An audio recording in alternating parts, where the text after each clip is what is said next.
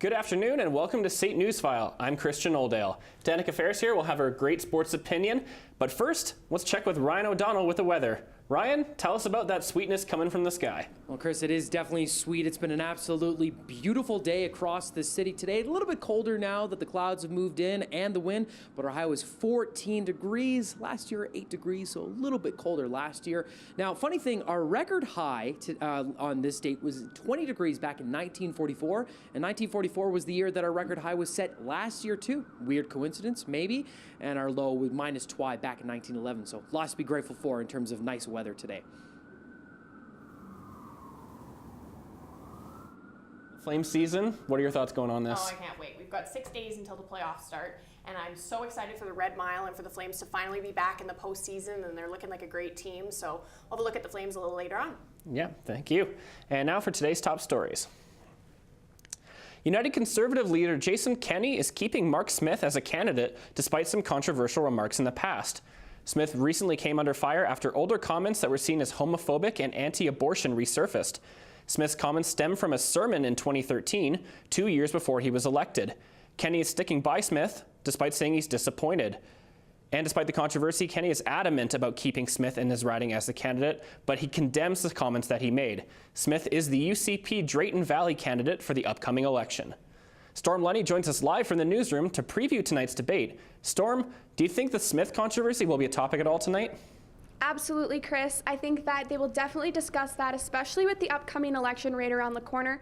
Other key issues that we can expect to hear, I believe, are going to be the pipeline, economic diversification, and carbon tax. So we can probably expect to hear some more about that during the debate tonight, too.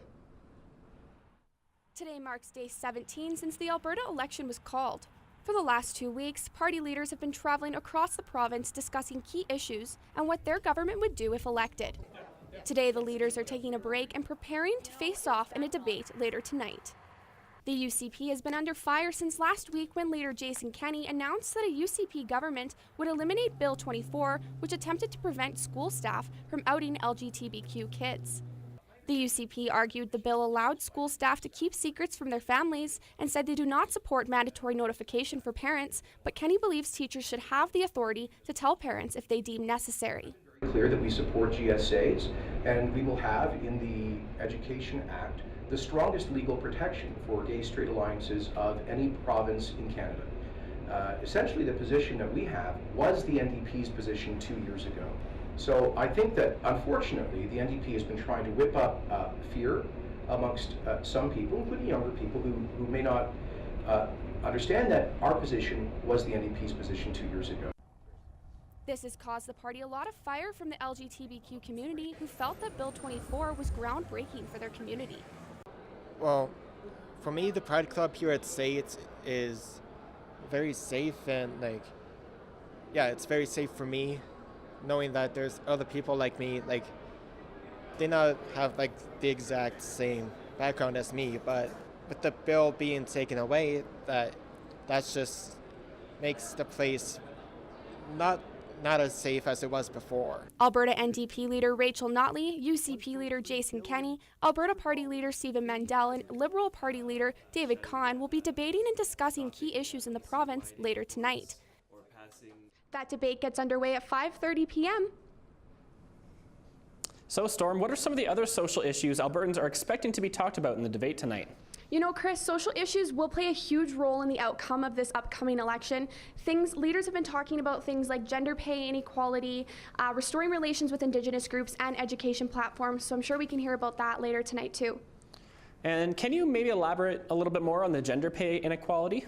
Well, you know, Chris, according to the Conference Board of Canada, women in Alberta still make 87 cents to the dollar of a man. So I've heard, political leaders have been talking about that on the campaign trail, and we can probably expect to hear more about that at tonight's debate as well.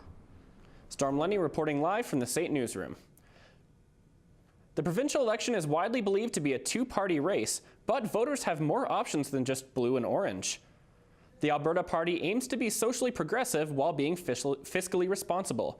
The Alberta Independence Party, which says Alberta should separate from Canada, the Freedom Conservative Party, which is far right-wing option for voters, the Green Party, which has a platform looking to make Alberta greener, and the Alberta Communist Party wants a more socialist government. They have to have the political guts almost to say, I want to be able to park my vote with a more centrist option. And I think deep down, more Albertans do line up centrally. There are 12 different parties running in this election, and they all agree on one thing. Everyone should cast their ballot on April 16th. Police have just identified the victims of that double homicide in northeast Calgary yesterday. 25-year-old Jasdeep Singh and 22-year-old Japneet Mali were both from Airdrie. The shooting took place at 2:15 yesterday morning at the 2400 block of 37th Avenue Northeast in the Burger King parking lot. Police found 2 men with gunshot wounds in an SUV. One was pronounced dead at the scene and the other died later at the hospital. No suspects have been apprehended as of now, and the murders are the city's 4th and 5th homicide of the year. Police are asking for help finding a dark-colored 4-door Nissan Altima believed to be involved with the shooting. Anyone with information is urged to call Crime Stoppers at 403-262-TIPS. The Flames have locked down a playoff spot, and Calgarians are getting ready for the iconic Red Mile. Public safety is always a concern for big events, and as Vanessa Arate reports, Calgary police are trying to stay one step ahead so everyone can celebrate.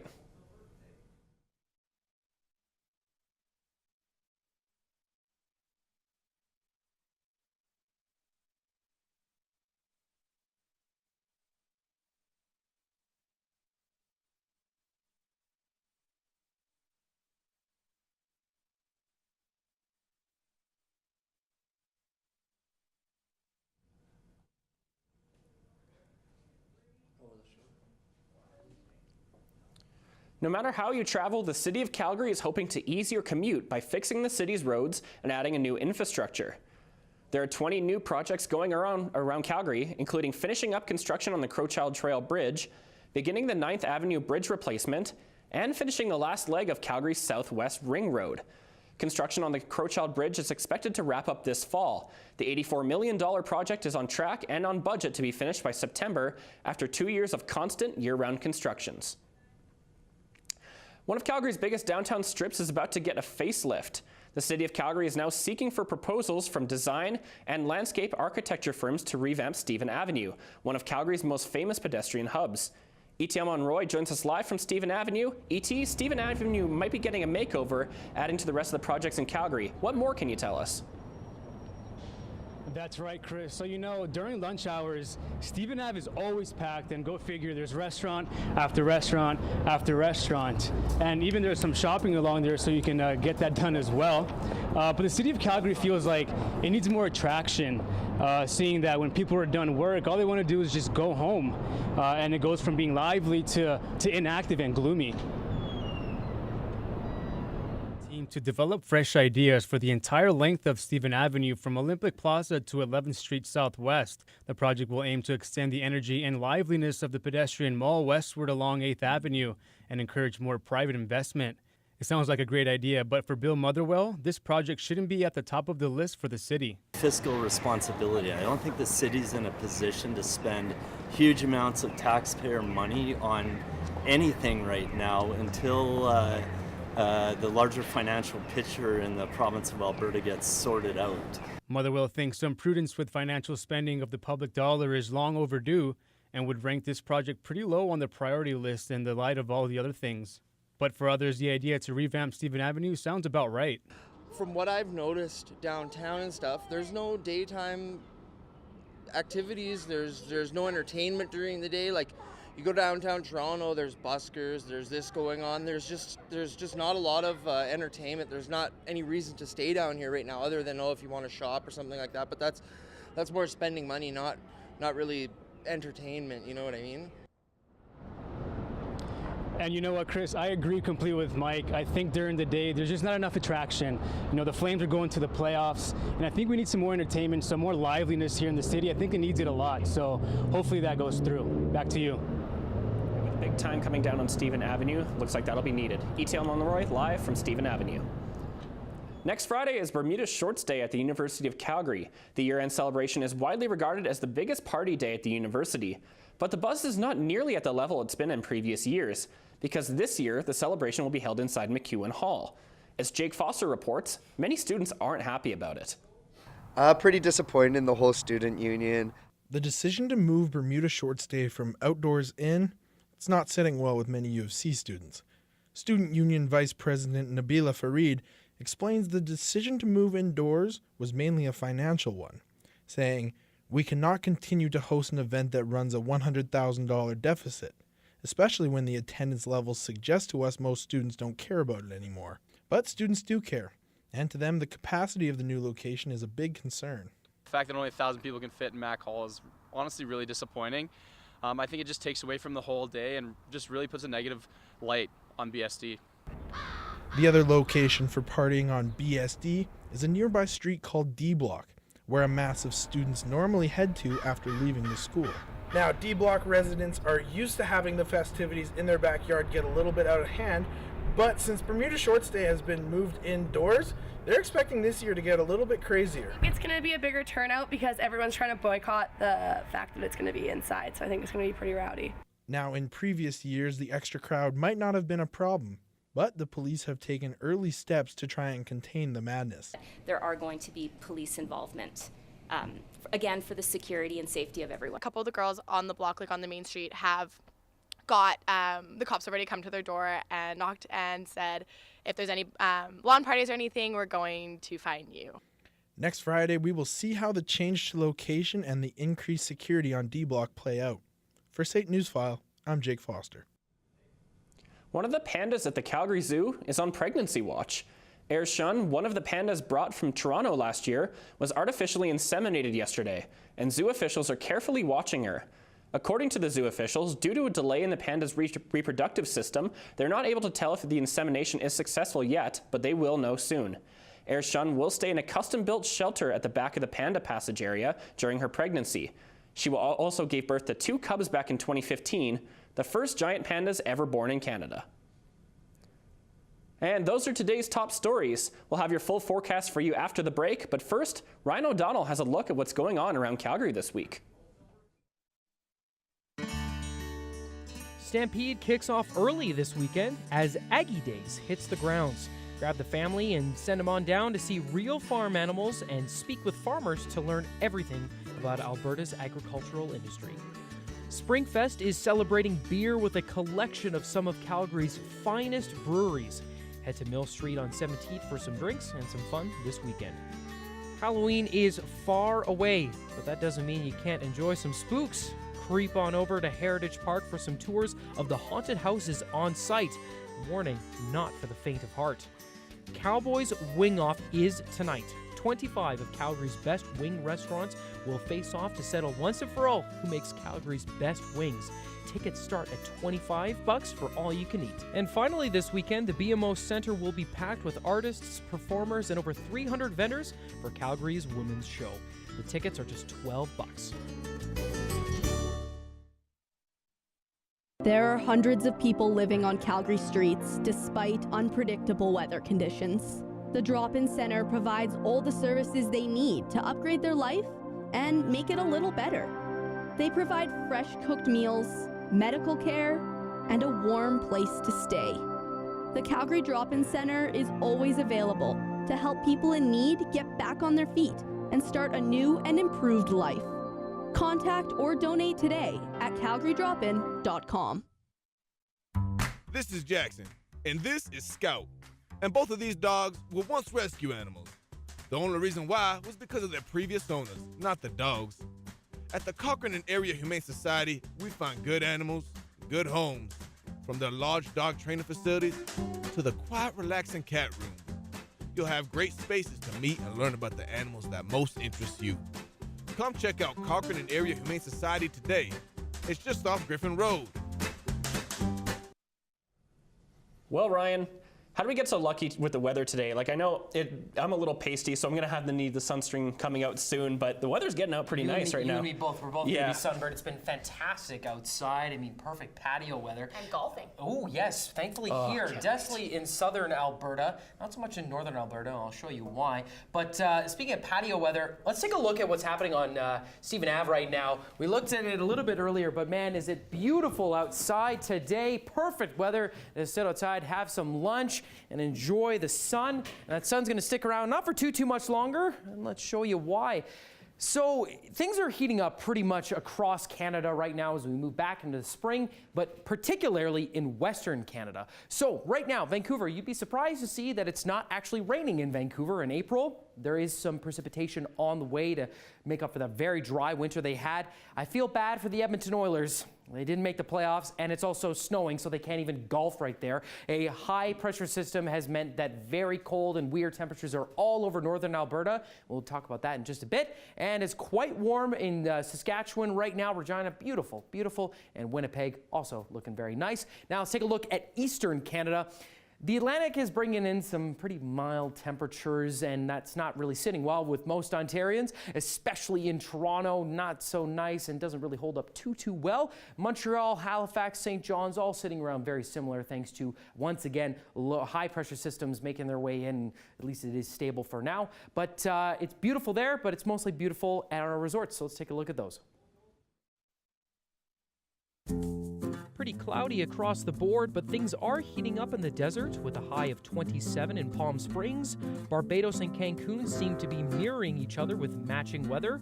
Hawaii is enjoying a lucky luau as they're the only spot with sun today, and Vegas and Orlando have some nice vacation weather, perfect for the spring. Well, beautiful day in Calgary, 14 degrees, a little bit of clouds. The wind's coming in. It's a little bit quick now and very chilly, but that's not going to stick around too long. And yep, rain, it's coming. It's going to get rid of that dead brown grass we see everywhere. So let's take a look across Alberta. Now, I mentioned a high pressure system that's all over northern Alberta right now, and that's what's causing the snow and the very cold temperatures you see in the north. Now, that system is making its way south to us here, but don't worry, it will not be snowing. We're just going to see some rain. That's going to be kind of across the province, but that's not a bad thing. So that's what the rain's for, make things a little bit more beautiful across the province, the green grass. And in Lethbridge, Medicine Hat, those are Canada's hot spots today. They're tied, and I mean, look at that. Beautiful temperatures across the board in Alberta. We'd be thankful we're here and not in Toronto. So fantastic. Now let's take a look at the 5-day forecast. So tonight it'll be a little bit chilly, but tomorrow nice, beautiful again. And there's that rain as that system comes back down, showers, but don't worry, not going to stick around too long. Beautiful for the rest of the week. And that's going to cause some warm temperatures all the way up in the mountains. Let's take a look at the ski reports. Lake Louise has some pretty good conditions for spring skiing though. A high of 8 with a decent base is great, but the hills are in need of some fresh powder. Nakiska is looking pretty healthy with a base of 131 centimeters. The snow is groomed and looking great for the weekend. Castle Mountain may have had some fresh snow, but it won't be enough to fix the dreadful base of just 45 centimeters. Norquay is a bit on the chilly side with a high of -1 in clouds. The light base and fresh snow should make for some decent conditions. Your time to ski at Fernie may be running out as the mountains see spring conditions with lots of sun. Head on over and hit the powder while you still can. And sunshine is by far our best spot of the day. Beautiful weather, fresh snow, open lifts, and a thick base by far make the best skiing conditions of the day and the weekend.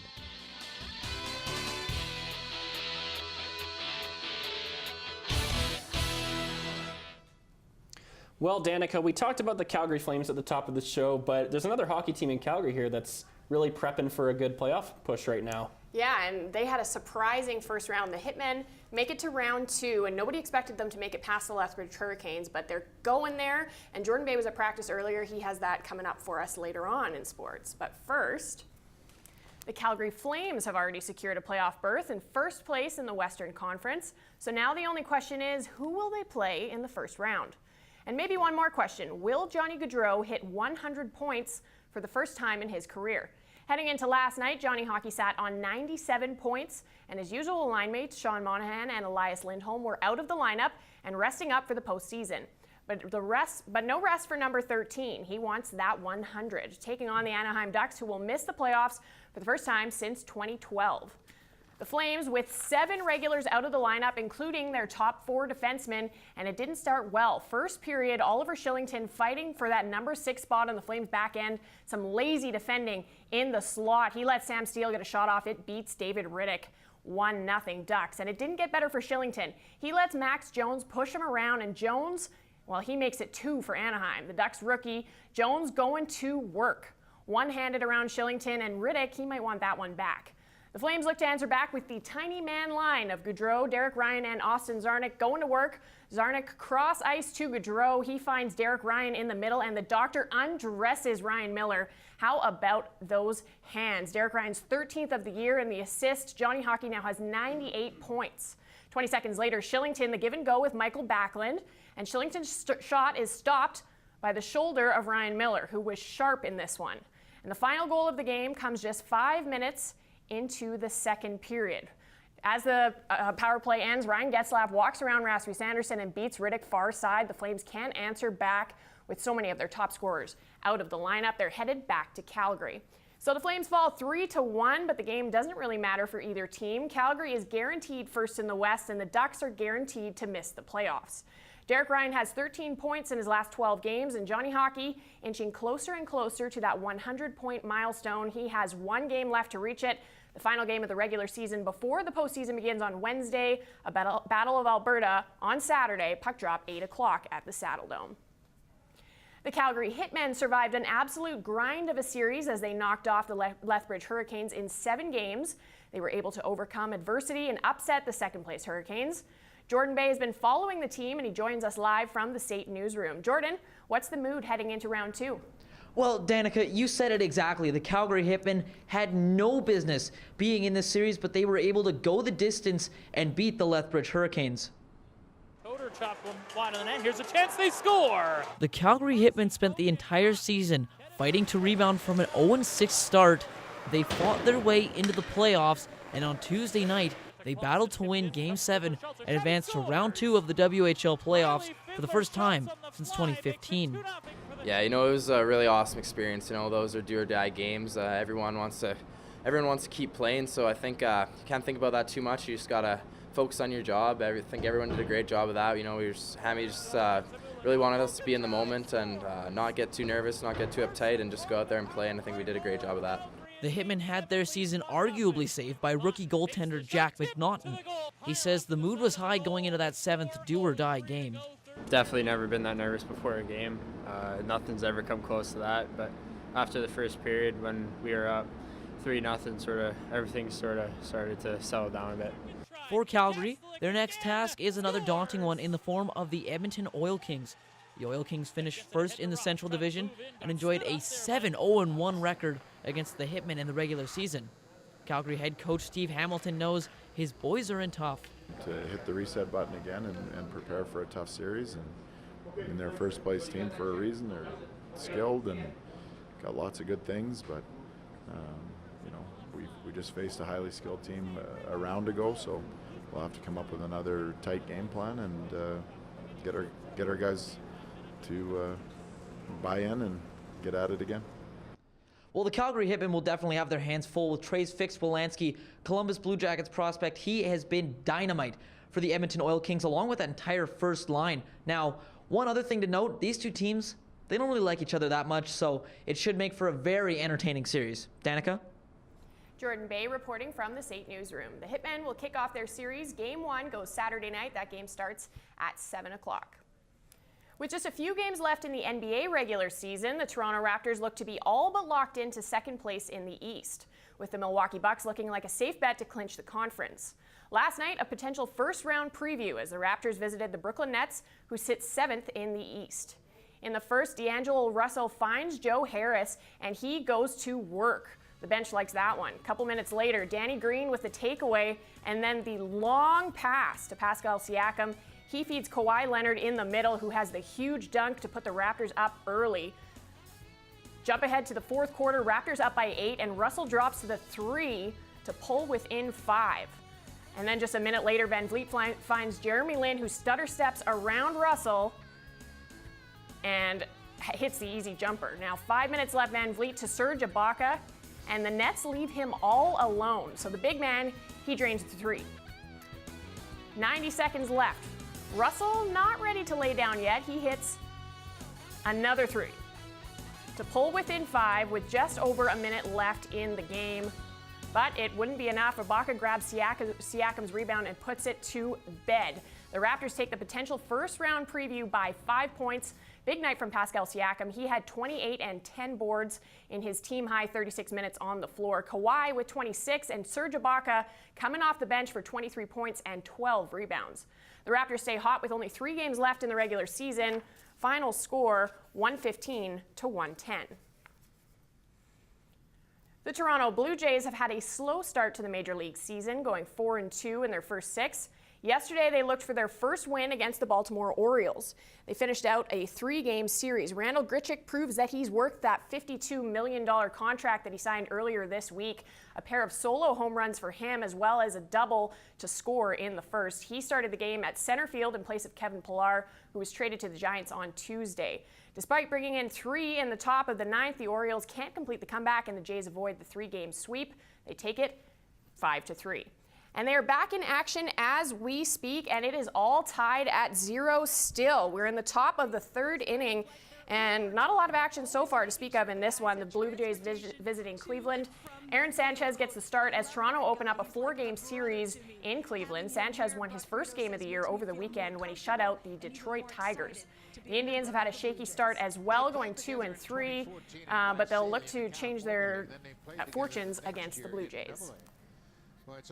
And that's a look at sports. That sounds good. Yeah, really decent start to the season so far for the Blue Jays. And Cleveland a little bit on the other side, but I mean, 162 games. It's a long season coming up. And I think the Blue Jays have been slightly better maybe than people even thought they would be. Yeah, I think they've turned some heads so far to start.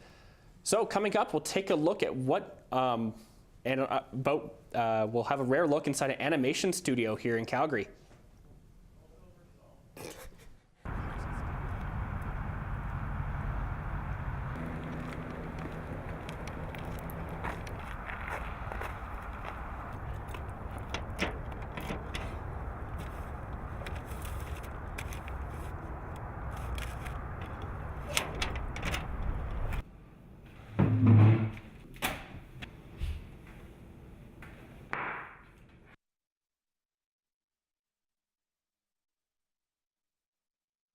Food, a basic necessity for everyone, but not everyone can get it for themselves or can afford it for that matter. But this is where Meals on Wheels comes into help. Meals on Wheels is a non-for-profit in Calgary. Their main objective is to promote health and independence in the community.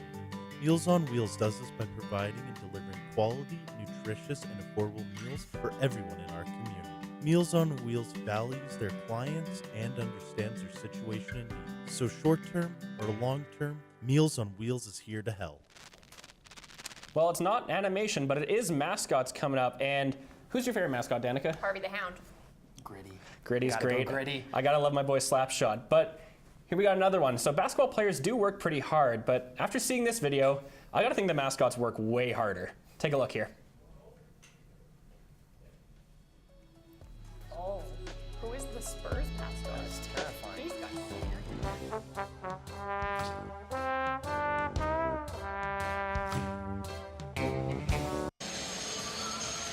First quarter is past, tied at 22, and Clutch welcoming a San Antonio fan as he takes his jersey off and then hits him with a chocolate cake. Oh, my From goodness. the looks of that guy's body, he could probably use less cake. 11 lead changes, 5 ties already in this game. Oh.